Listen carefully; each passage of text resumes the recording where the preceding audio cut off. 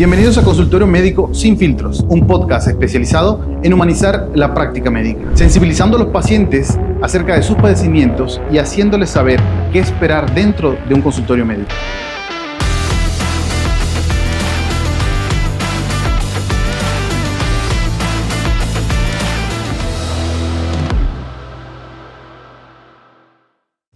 En este podcast y de este lado del escritorio, trataremos de cultivar y evidenciar las prácticas más éticas a fin de restablecer la confianza entre el médico y el paciente o viceversa, con la finalidad de mejorar o aumentar la tasa de éxito, disminuyendo al máximo los riesgos y asegurar que cada tratamiento se enfoque no solo en la salud física, sino también en el bienestar emocional y entorno de cada paciente.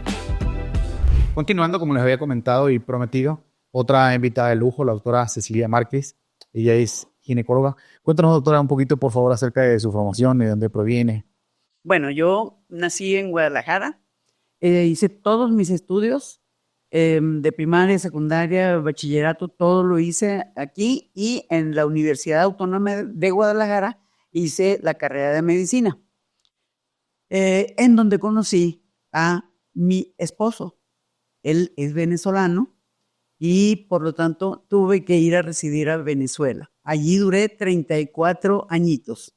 Y en esos 34 añitos tuve una serie de vivencias extraordinarias, entre ellas el posgrado de ginecología y obstetricia en el Hospital Carlos Arvelo, que es el hospital militar en Caracas, un hospital extraordinario también. Como lo fue extraordinaria mi formación en la Maternidad Concepción Palacios, que es la mayor de Caracas o de Venezuela, y el Hospital Carlos Arvelo, que es el hospital militar de todos los militares de toda Venezuela. Entonces allí tuve una formación tanto en patología mamaria como en ginecología, como en obstetricia, como en ultrasonido y todas las ramas de la ginecología y obstetricia. Muy buena. De allí pasé al Hospital General del Tigre, que es en Anzoátegui, un estado petrolero, donde también atendíamos a muchísimas gentes, una demanda increíble de pacientes de ginecología y obstetricia, y ahí fue donde vi la necesidad de hacer la formación de los posgrados en ginecología y obstetricia, pediatría y anestesiología. Después se nos unió cirugía y otros posgrados, como psicología, psiquiatría, también se dieron ahí en el Hospital del Tigre. Y siguiendo con la formación tan buena que yo recibí, así la di, así como Dios nos da las cosas, así les debemos dar, gratuitas, pero con muchísimo gusto, mucho gusto, con mucha humanidad. Tengo dentro de su currículum, tengo acá que alcanzó en esa fase como profesora o catedrática, alcanzó a desarrollar 2 técnicas quirúrgicas. ¿Me podría platicar un poquito de eso? Sí, cómo no. Una de ellas es la técnica de la suspensión, en una histerectomía, de la suspensión de la cúpula vaginal después de una histerectomía, agarrando parte de los ligamentos redondos con los cardinales, porque pasa muchísimo después de una histerectomía, que la cúpula vaginal se va bajando y al rato está colgando. El famoso prolapso. Exactamente, y eso lo vi mucho y empecé a imaginarme cómo solucionar ese problema. Y de ahí nació mi técnica propia, que es la suspensión de cúpula vaginal.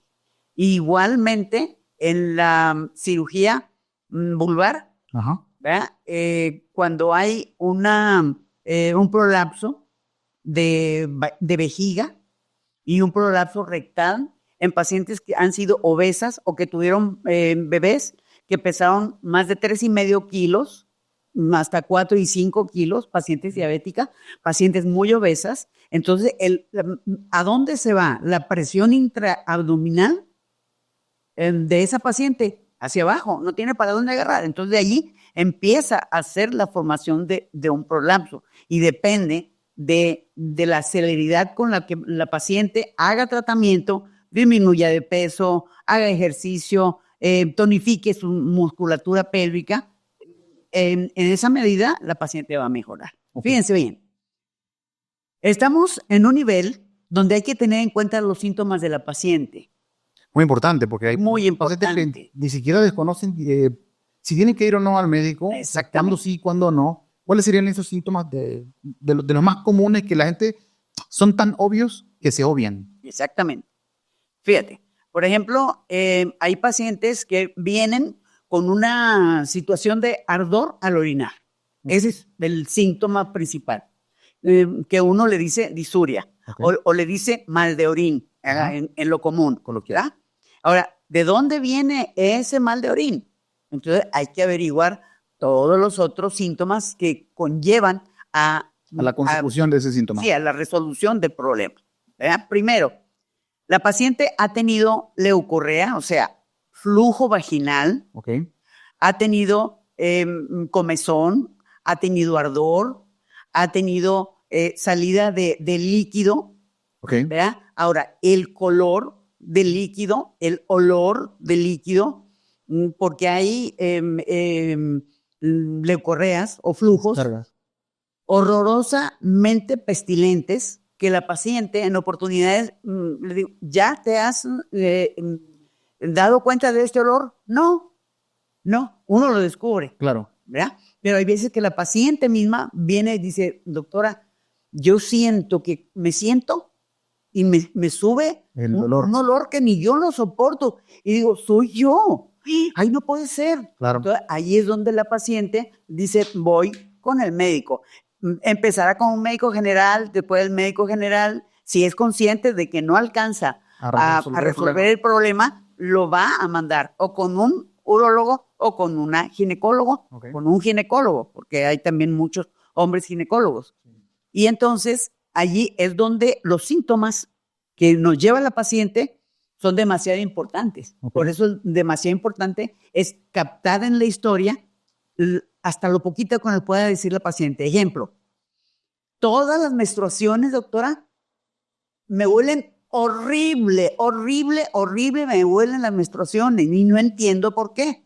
Ok, entonces, a ver, tú tienes flujo vaginal durante el mes, ¿verdad? Que sientas el mal olor o sientas el color que sea diferente, verde, oscuro, café, todo ese tipo de síntomas, sí.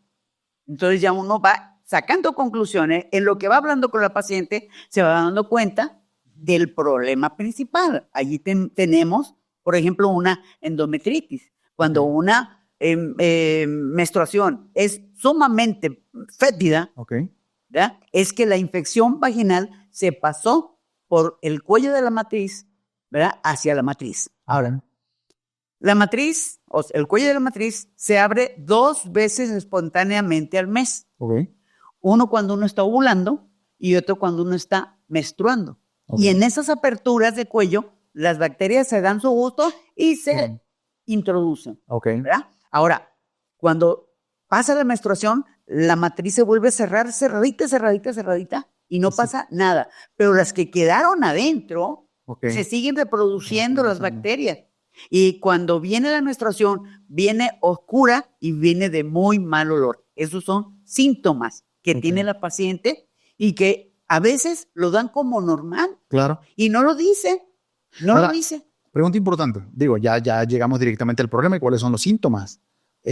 ¿Tienen alguna causa esas infecciones? ¿De dónde vienen esas infecciones? ¿Por qué se dan esas infecciones? ¿Cómo inician? ¿Vienen de un lugar previo? ¿O estoy yo como paciente carezco de alguna información importante? ¿Estoy haciendo algo mal? Definitivamente. Okay. Cuando ya empieza una vagina a producir un flujo que no es un blanco normal, hay 4 tipos de flujos normales en un mes. Un flujo sanguíneo, que es la menstruación. Okay. Después viene un flujo blanco grumoso. Fíjense bien, porque eso es normalazo. Después viene un flujo mucoide, cristalino y filante. ¿Qué quiere decir filante? que lo agarra uno y le hace así y hace un hilo. Ok. Filante, ese es hilo, viene de latín, hilo. Entonces, después de ese filante, que es cuando tiene uno la ovulación, que es cuando el método Billing, que para salir embarazada tiene que buscar que sea cristalino y filante, eso es otro tema. Ajá, y después, el último flujo es blanco lechoso, ¿ok? Pero ninguno me va a oler mal, ninguno me va a dar comezón, ninguno me va a dar ardor, ninguno me va, nada. El olor. Entonces, ¿de dónde viene? ¿De dónde viene lo que me estaba preguntando? Es una relación sexual sin aseo previo, ¿verdad? Una mala higiene a la hora de ir a transar hombre y mujer, o solamente la mujer, o solamente el hombre. El hombre y la Esto mujer. es muy importante porque las personas lo dan como por asentado de que no, o sea, yo tengo ganas, tengo relaciones y ya se acabó. No. Hay que hacer un periplo, hay que hacer todo eso es parte de ser pareja, ¿ok? Vamos a prepararnos para tener una relación sexual. ¿Cuál es esa preparación? Lavar, secar, si hay que lubricar, porque hay veces que la paciente recién lavadita no puede lubricar. Por más estímulo sexual que haya, a veces no se puede lubricar y la relación, en vez de ser satisfactoria y placentera, viene a ser un suplicio y eso no puede ser. Claro. ¿Ok? Entonces, eso, ¿verdad? El aseo previo al acto sexual. Exactamente. Porque si no, ¿qué? Si no haces eso, el ardor en una relación sexual se debe a la sequedad, se debe a que no hiciste un buen aseo, a que no hay preparación previa de estimulación y todo ese tipo de... Hay una ruptura de mucosas, hablando de la parte de la infección, que era lo que íbamos. Si hay una ruptura de mucosas, entonces es más fácil que la bacteria se aproveche y se peor aún. Exactamente. Ahora, una cosa súper importante. La higiene después de la evacuación o de la micción, o sea, de orinar o de evacuar. Eso es lavar con agua y jabón y secar con toalla de tela.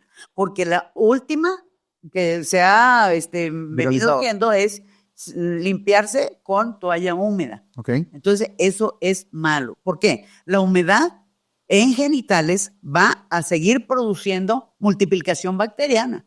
Y fúngica, hongos. Exactamente. Entonces, ¿hay una forma correcta de asearse los genitales femeninos? Sí. O sea, o de secarse o de limpiarse. Sí, y fíjate bien, metódicamente. Se tiene que humedecer primero, después utilizar el jabón y primero lavar la zona vulvar, las zonas laterales del muslo, la parte de la sínfisis del pubis, o sea, de lo de adelante, y al final de todo, la parte perianal o alrededor del ano. ¿Y eso se hace por qué? Eso es lo último que se debe de lavar y secar. ¿Todos los días? ¿Solamente es para un acto sexual? Es todos los días, cada vez que una va al baño. Porque hay pacientes que ¿cómo se llama? ¿El papel no es suficiente? Que es suficiente un baño diario y se acabó. Y lo demás con papel. No. Eso es lavar y secar. ¿Por qué? Con agua y jabón y secar con toalla de tela. Que quede la situación seca. Fíjate, cuando yo tengo pacientes con unas micosis espantosas, micosis es infección por hongos. O hongos. Es tan feo en los genitales de la mujer con una infección tan marcada, que yo les recomiendo que se laven, se sequen y aparte de secarse, se pasen el secador de pelo. ¿Por qué? Porque la misma infección va a estar produciéndote una secreción acuosa. Un flujito, ¿verdad? Que va a ser más húmedo. Todavía va a hacer que se multiplique la Candida albicans, en este caso. Bueno, quedar por sentado que quiero pensar que esa especificidad que está dando. Yo como paciente, si fuera del sexo femenino, y usted me dice que cada vez que voy al baño me tengo que lavar con agua y jabón, me daría una hueva criminal. Entonces, tiene que ver por una razón. Quiero pensar que lo está pensando porque anatómicamente, esto lo saben las pacientes, pero no a ciencia un poquito más profunda. Es una cavidad oscura y húmeda, que per se ya tiene una probabilidad de infección mucho más rápida que cualquier otra área del cuerpo. quiero pensar que por eso es tanta especificidad de lavarse con agua, con jabón, Sí, secarse una o dos veces. Pero en la cavidad no. No, me refiero a la parte externa, obviamente. La parte externa y tener muy, muy bien limpiecita la zona del labio mayor y labio menor. Entre esas dos zonas se meten las bacterias, pero bastante. Okay. Y la paciente no se da cuenta. No, pues vas al no baño, te sientas, te limpias. Súper importante. La forma de limpiarse influye. La forma de limpiarse es demasiado importante. ¿Cuál sería la forma adecuada? La forma más adecuada es limpiarse el exceso con papel, por supuesto, ¿verdad? De vulva hacia ano. O sea, de adelante hacia atrás. De adelante hacia atrás. Y una vez que se hace ese tipo de aseo, viene la lavada y la secada. Porque no es cierto que quedó limpia. Hay gente que se limpia 3, 4 y 5 veces después de que hace la evacuación y no es cierto que quedó limpia. Toda el área perianal está contaminada. Y después, que voy al gimnasio, que voy al no sé qué, y camino y sudo y toda esa cuestión, se mezcla todo. Las bacterias, mira, sí, van caminando, pum, se metieron a vagina. Y entonces ahí está la infección. Perfecto. ¿Usted me recomendaría, o a nuestra audiencia, a qué edad es recomendable hacer la primera consulta ginecológica? Ginecológica y obstétrica es otra cosa, porque han de saber que ginecología y obstetricia son dos ramas diferentes, ¿no? Entonces, la ginecología trata en específico de la mujer en general, de la producción ovárica, de hormonas ováricas, de hormonas tiroideas, de hormonas de la hipófisis, todo eso que conlleva a hacer de niña a mujer. Cuando es una niña, es un cuerpecito plano como un tamalito. Pero ya cuando las hormonas empiezan a producirse... ¿Desde ahí es la primera consulta? Así es. Esa es la primera consulta que debe acudir. ¿Ronda sobre los años? 8, 10 años. Perfecto. Porque ya la niña va agarrando cuerpo de mujer. Se acintura, las nalguitas se le hacen más grandecitas, el tórax se le ensancha un poquito y empiezan sus botones mamarios a desarrollarse conforme se va produciendo estrógeno, progesterona, hormona luteinizante, toda una serie de hormonas. ¿Los síntomas que vimos de una infección urinaria o genital se pueden dar en una niña de esa edad? Por supuesto, y en una forma muy facilita. Cuando la mamá deja de limpiar o de asear a la bebé cuando va al baño, es que hay veces que las niñas dicen, no, yo sola me limpio, me limpio. Y lo que hacen es embarrarse todo lo de atrás para adelante. Facilitaron mucho más la infección. Y facilito ya tiene una vulvitis, una vaginitis, inclusive hasta una endometritis. A esa edad. ¿Tú te recomiendas las consultas hacerla en cada fase femenina? O sea, ya hablamos de la niñez. ¿Sería la adolescencia? Cuando ya hay cambios sexuales. Cuando ya hay cambios sexuales. Secundarios. Secundarios, exactamente. Ahí se orienta a las pacientes, pues, quizás para su primera relación sexual, lo que acaba de decir del aseo antes y después de un acto sexual. Así es. Algo por ejemplo, de importancia para mí en este caso, sería recalcar la confianza que debe tener tanto la madre como la propia niña en ese médico. Digo, si es un médico de cabecera en el área en específico de la ginecología, pues poder llevar una salud femenina lo más a tope que se pueda. Porque estamos no sabes lo importante que es la confianza que se tenga la mamá con la hija y la hija con la mamá. Hay oportunidades que la mamá llega a saber de su hija con un embarazo de 13 años, ¿verdad? Y la mamá se quiere morir, la hija se quiere morir. Es una tragedia griega cuando eso sucede. ¿Por qué? Por falta de comunicación.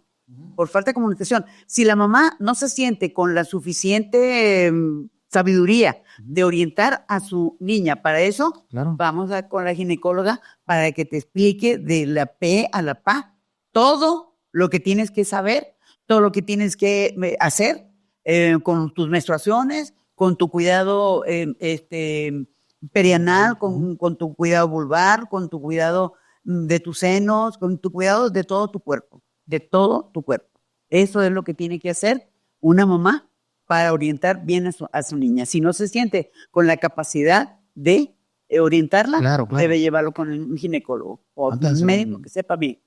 Ok, y de ahí otra de las fases importantes de la parte en la mujer, pues sería la parte ya reproductiva, ¿no? Entonces, en ese caso sí brincaríamos la parte de obstetricia. A usted, Teresa. Entonces, la consulta de primera vez para una paciente que esté embarazada, digo, se va a enterar que será los 2, 3 meses que tiene un embarazo por la ausencia de la No, menstruación. desde antes. Ok. La paciente que está buscando un embarazo Ok, sabe que está embarazada a los 15 días. ok. ¿Y la que no? Y la que no, en cuanto se dé cuenta que está embarazada, debe acudir a la primera Ok, perfecto. así, de una vez. ¿Qué esperamos ver en esa primera consulta? ¿Qué vamos a buscar? Usted como especialista, va a checar, aparte de la salud, tanto de la madre como la del producto o el feto, en este caso, ¿hay algo en específico que se busque? ¿Cuáles son los riesgos que se pueden tener? Bueno, principalmente si es un embarazo deseado, quiero pensar yo como madre, diría, doctora, ¿qué puedo hacer para que este embarazo llegue a término? O sea, ¿qué puedo hacer yo también para que no llegue a término en el buen sentido de la palabra? ¿Ok? O sea, ¿cómo me tengo que cuidar? ¿Qué tengo yo que evitar para que este embarazo deseado pueda llegar a buen puerto? Bueno, fíjate que ese es un punto tan importante, porque de ahí se deriva el control prenatal. ¿Ok? Y eso es totalmente obstétrico. ¿Ok? Cuando la paciente se da cuenta de que está embarazada, es o por náusea, o por mareo, o por estreñimiento, o por diarrea. Ausencia de la menstruación. O cese de la menstruación, lo principal, ¿verdad? Pero cambios a nivel de toda la economía corporal. Hay gente que se mancha en forma de mariposa, hay gente que se le cae el pelo, hay gente que orina más de la cuenta, aunque no tome agua, o sea, porque la filtración glomerular aumenta, ¿Ok? ¿verdad? Cambios a nivel de piel, cambios a nivel de intestino, cambios a nivel del corazón, cambios a nivel del pulmón. Hay cambios en toda la economía corporal, pero más acentuada en ciertas mujeres y en ciertas partes, ¿verdad? Ok. Y en eso estamos en la anatomía de la mujer. Los senos cambian, aumentan de volumen, ¿ya? Hay personas que empiezan a lactar teniendo 2 meses, 3 meses y se les sale leche, Ok. calostro, ¿verdad? Y hay cambios a nivel de genitales, Ok. hay cambios a nivel de vasos sanguíneos. Preparándose para un Vasos parto. sanguíneos. Hay una proliferación enorme de vasos sanguíneos, entre ellos el propio cordón umbilical y todos los vasos placentarios. Ok. Es una producción, pero muchísima producción, y eso lo forman todas las hormonas que van a salir de la hipófisis, de los senos y de los ovarios. Todo, la producción de un bebé es, aparte de Dios que es tan sabio, todo eso nos lo puso en el organismo para nosotros dar nueva vida. Ok, es realmente apasionante todo eso, cómo se genera de forma automática y autónoma, porque sencillamente se dan pequeños cambios que desencadenan una formación de un nuevo ser humano.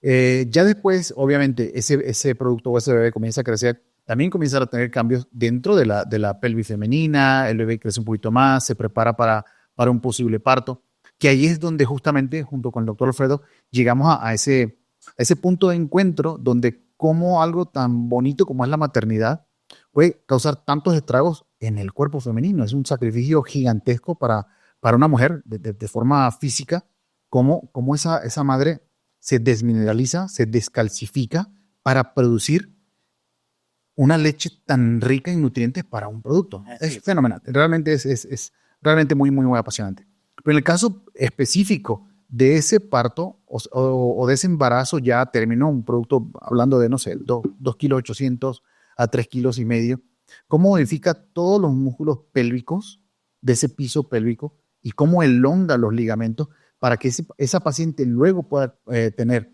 ahora sí, en una edad de, no sé, la tercera, cuarta década de la vida, a tener consecuencias como una incontinencia urinaria, infecciones de orina a repetición, que ya dijimos para recordar que va principalmente la infección urinaria de recurrencia en un embarazo por los cambios hormonales, ¿no? Hay una baja de defensas, proliferación de bacterias. Si le aunamos el factor social por ausencia de conocimiento de cómo hacerse un aseo correcto, cuando se hace pipí o cuando se hace popó, dijimos que cuando se hace pipí es de adelante hacia atrás. De todas formas, si orinaste, Ajá. tienes que lavar y secar. Y si hiciste El dos o popó. o popó, tienes que lavar y secar igualito. Ok. Pero la forma de pasar el papel, o sea, que es lo que normalmente utiliza todo. De adelante hacia atrás. Ok. Todo el Sí, tiempo. pues estoy en un avión, en una reunión, en un rollo, ¿verdad? No, eso lo hago en mi casa, si me puedo lavar, ¿no? Pero sí. No, en el propio avión usted pide una botellita de agua y lleva su champucito líquido. Dice que venden en la farmacia que hay 20,000 marcas, ¿verdad? Usted se lleva todo eso y en el propio avión agarra su botellita y se lava. Claro. Se seca porque hay toallitas. Ok, ya luego más adelante vamos a hablar de las complicaciones garrafales, del por qué la doctora le da tanta importancia a esta cuestión. Digo, quiero pensar que el más del 95% de las pacientes no hace eso. O sea, Precisamente. o más elevado. Y no veas el tiempo que yo gano y pierdo Ajá. en una paciente con un problema de eso. Okay. O sea, yo le explico a la paciente, hay veces que mis hijos me critican por eso. Mamá, tú les hablas a los pacientes como si estuvieran retrasadas mentales. Y es que si no lo hago así, no lo van a hacer. Claro. Y cuando ellas vuelven a control, digo, le doy su tratamiento y toda esa cosa, y vienen en 15 días, y si yo veo bacterias, digo, usted no se está lavando. Y se lo voy a demostrar. Y le tomo una foto y le digo, mira, todo esto es bacteria. Okay. Así que usted no se está lavando bien. Digo, eso al final a quien afecta de nueva cuenta viene siendo la paciente, pues. Vuelve a ir con la médico, con el mismo rollo, pagar una nueva consulta, Exacto. perder el tiempo, entonces... Eso, bueno. hasta ahorro es para la paciente. Pues, si hacen las cosas bien, no tienen que estar todos los días yendo a ver al ginecólogo. Claro. Si agarran bien la onda, no como el chiste del señor que tenía una piedra en el oído y la mantuvo hasta que se graduó el médico y vino el médico y el hijo del médico y le sacó la piedra. Digo, hijo, ¿por qué le sacaste la piedra? Si eso fue lo que nos dio para tu educación. Y no se vale. No. Uno tiene que ser honesto con uno mismo y con la paciente. Sí, nos debemos definitivamente a nuestros pacientes y por eso pues acudimos a las aulas a atender ese bonito arte. Entonces, ya yendo un poquito más a ese tema, porque ya fuera de cámaras habíamos platicado acerca de eso, de cómo habían llegado ustedes como grupo médico en cuanto a ginecología y urología a resolver un problema tan común y tan frecuente en un mismo acto operatorio. Entonces, ya teniendo en cuenta, por ejemplo, pensando en una paciente femenina, 39 años, que tuvo 3 embarazos, ¿cómo se modificó por todo esto bonito que acabamos de hablar acerca del embarazo y ese sacrificio que conlleva la mujer? ¿Cómo podemos nosotros corregir la parte anatómica? Porque sí hubo un cambio importante y negativo a la parte anatómica vulvar que va a condicionar aún más, de por sí, de lo que acabamos de platicar, a una migración entre ano y vagina. Entonces, hay una elongación o un acortamiento de un espacio que se llama perine. Muy importante eso que estás diciendo. Hay la mayoría de partos que se atienden en público son atendidos por médicos generales. Okay. Entonces, al médico general lo entrenan a que cuando ya el bebé está coronando, casi salido, Okay. hay que cortar el periné para que el bebé pueda salir. Y después corregir o suturar lo que se abrió. Claro. Y hay gente que no lo hace bien o la paciente no hizo el suficiente aseo con agua y jabón, como que les acabé de explicar, Okay. que eso se infecta y se reabre. Entonces, la distancia entre la B de la vulva y el ano se acorta muchísimo. Okay. Y la paciente está una infección, otra, y por las mismas bacterias salientes del intestino. Claro. Iba con un neurólogo, y luego con otro ginecólogo, y otra vez, y era una cuestión que... Exactamente. Entonces, la solución de eso es netamente quirúrgica, entonces. Quirúrgica. ¿Y se llama? Quirúrgica, y esa es la subespecialidad que tengo, que es cirugía ginecológica, estética y funcional. Ok. Últimamente es casi a lo que me estoy dedicando. A corregir lo que otros... por omisión o quizás desconocimiento. O por culpa de la misma paciente que no se hizo el aseo como debía y toda esa cuestión. Tengo casos y casos y casos de... Vamos a tratar de colocar algunas fotos que sean publicables para que tengan una idea en cuanto a la parte anatómica, qué es lo que se requiere. Digo, que se puedan publicar dentro del mismo podcast más adelante. Entonces, la recomendación siempre es tener un equipo multidisciplinario, como veo que ya lo tienen, y en conjunto tratar de resolver el problema, que es lo más común, en un solo acto En un solo... operatorio. Pero fíjate, la importancia de discutir el caso. Claro, claro. ¿Verdad? Si, por ejemplo, el doctor Alfredo tiene una percepción de su paciente que le llegó a él, Ajá. y tiene su diagnóstico y su posible tratamiento en mente, y yo vengo y le digo, No creo. No, espérate. El origen de esto es por esto, por esto, por esto. Ah, pero esto, y el uroginecólogo también Se adhiere. su opinión. Claro, claro. Entonces, entre todos, muchas cabezas piensan mejor mucho más. Claro. Y la solución se ve florecer entre todos haciendo un diagnóstico muy preciso, Claro. y un tratamiento también bien preciso. La paciente sale brincando y feliz. Sí, claro. Con su problema resuelto que lleva, a mi Problema un montón de años tratando de resolver. Claro que sí. Excelente. Bueno, amigos, ya tienen otro tip extra acerca de cómo debemos tratar de conseguir un especialista adecuado, qué debemos esperar en una consulta ginecológica o urológica, qué